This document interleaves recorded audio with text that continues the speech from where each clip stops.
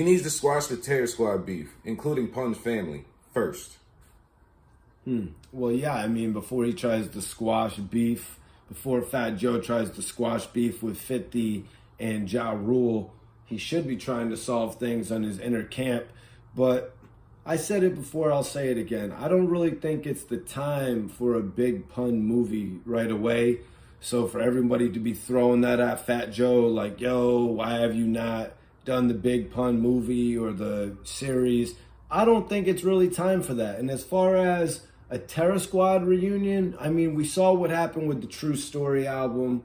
They had the biggest single in the world, and what did that do? The True Story album didn't really do that many units, but what it really did was propel the career of Remy Ma. Definitely. And now Remy has a whole platform, and she has her whole brand based off of that, and her own story because of that one thing. So that was dope. So I feel as far as like people saying things like, yo, Fat Joe needs to focus on his own issues with his own teammates. Fat Joe, I think he's already tried to do that throughout the years. And it seems like whoever he's going to be cool with at this point, he's actually cool with. I see him commenting on a lot of the former TS members or the TS alumni members' Instagram pages, showing them love and stuff. Yeah, they definitely out there. Got a whole movement behind them. Everything they started is definitely legit.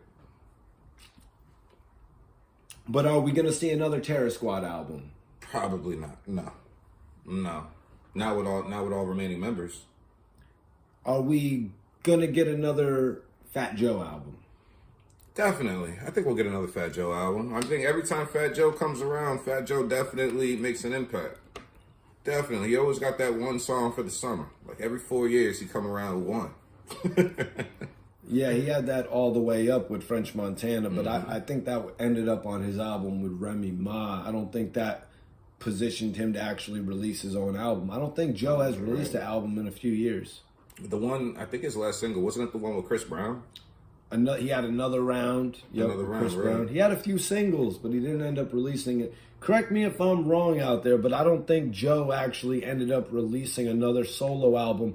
I believe the last joint he does was the Plata Plomos album with Remy Ma. And that album really underperformed, which they did like 11,000 copies first week. Sheesh, yeah. So that's why I think Joe maybe started focusing on just releasing the singles, because All the Way Up was a monster single. You know what I mean? I can't even think back to what would be Joe's single that's bigger than that. Lean Back. Yeah, besides when we're thinking about Lean Back and What's Love and stuff like that, classics like that. But all right, man, so Terror Squad ending the beef. I think the beef with Terror Squad is pretty much over, to be real with you, aside from anything going on with Cuban Link. Definitely.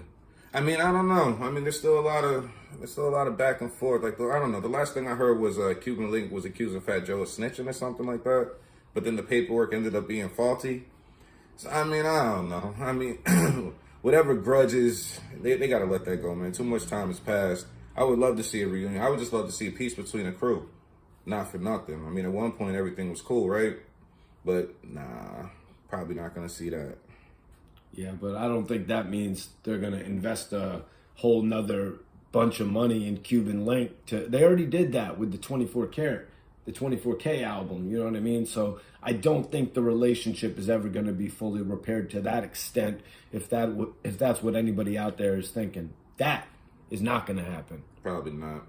I could probably see Fat Joe putting on another artist, though, if anything. And you even said there won't be another Terror Squad album. No.